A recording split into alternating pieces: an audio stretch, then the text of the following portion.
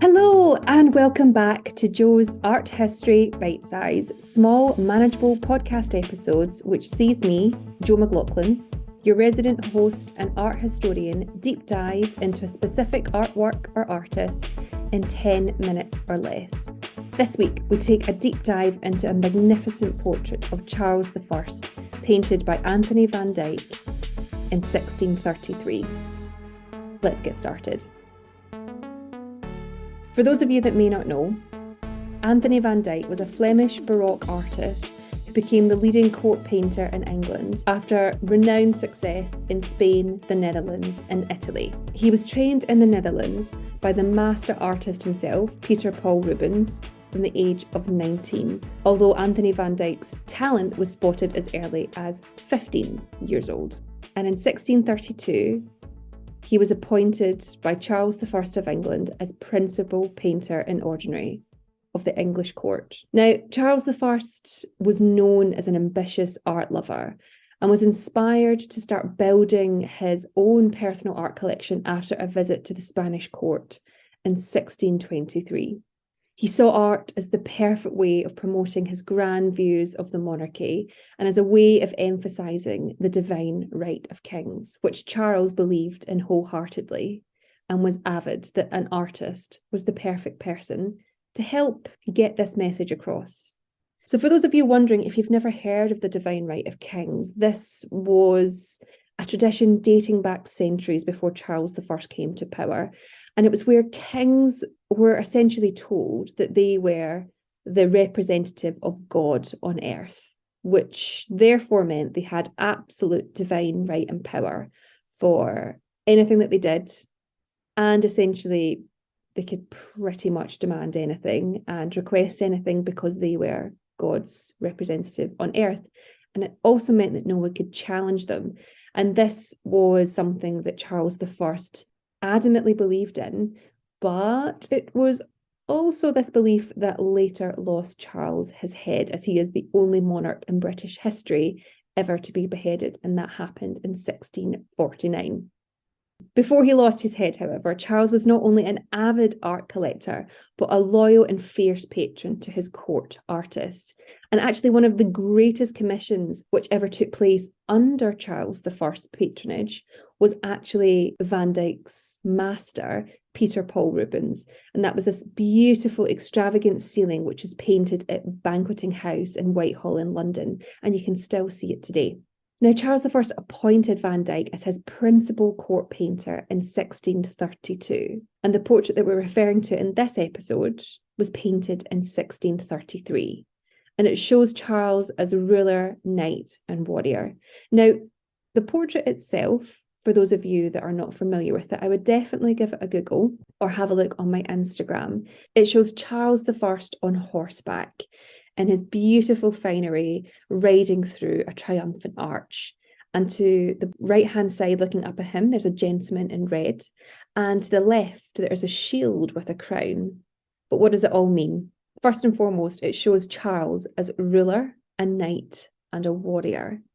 And interesting that he's going through an archway, which is known as a triumphant arch, which is actually a Roman tradition where they would erect arches throughout cities and crossroads, particularly in boundaries and entries into walled cities where people could pass through.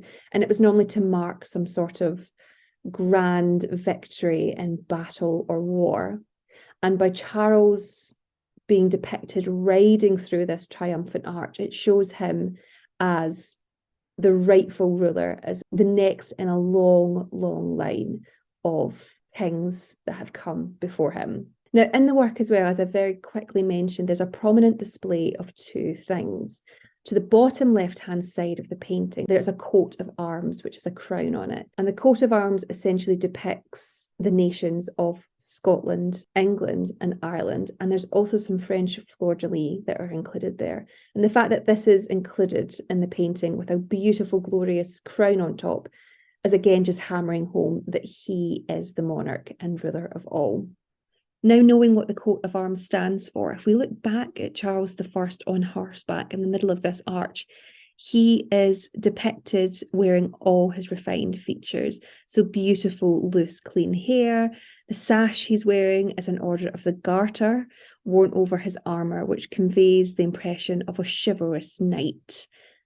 And it's believed that this work was designed by the artist to be placed at the end of a gallery at St. James's Palace. And essentially, it was a theatrical reminder and piece of propaganda for visitors to the court to remember that they were in the presence of a divine king. Interesting that he's depicted on horseback as well, because this was something, as well as riding through the arch to show that he was triumphant in battle. Horsemanship, being a skilled horseman, was something that was regarded as the pinnacle of virtue and skill.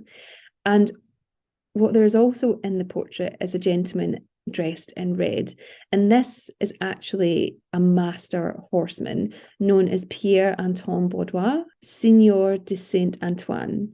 And as I said, he was a master in the art of horsemanship, and he carries the king's helmet on behalf of the king. Now, Pierre-Antoine Baudois was actually given and sent as a gift from the King of France to James I, who was Charles's father, and stayed on to serve Charles in his court. Pierre in the image looks up to the king in admiration and glory, again sort of further emphasising the king's power and that he is the divine ruler of everyone in the nation. The work is opulently decorated with this really quite incredible green cloth. And this really was just a bit of flair added by Van Dyke to really show off his skill and execution as an artist.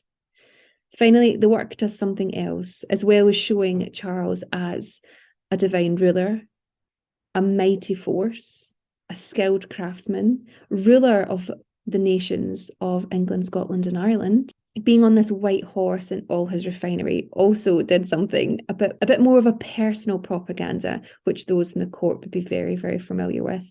And that was, it shows Charles as this very tall, mighty ruler, someone that you can trust and that you're in safe hands with. And it's to show him as having presence. Whereas in real life, this is something that he lacked due to the fact that he was actually quite a small man. He was only about 5 foot, 5'2", 3", that I've found out in readings. And again, the idea of him being elevated above everyone else is another way of symbolising that he is the ruler. Now, this painting is considered one of Van Dyke's finest, and it was one of the first that the artist painted as his court painter, as I've mentioned previously. Van Dyke went on to paint 2 other major portraits of the king throughout his time as court painter, and one can be found in the National Gallery in London. It's called Charles I on Horseback, and the other can be found in the Louvre. Now, as I've mentioned previously, Charles I is the only monarch in Britain ever to be executed. And at the time of his death, he had collected over 1,700 paintings and works of art, which, once the king was executed, were rounded up and sold by Parliament as a way to pay for the king's wrongs. Now, the painting was then valued at about £150 and was auctioned off at what is now known as Somerset House.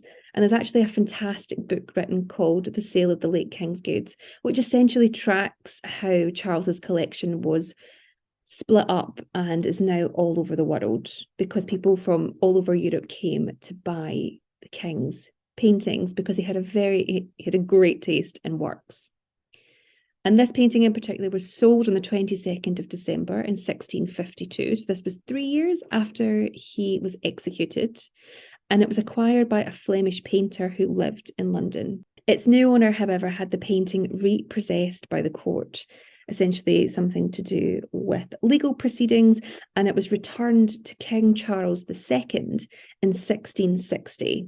And the painting remains in the royal collection to this day and can be found on display in Windsor Castle.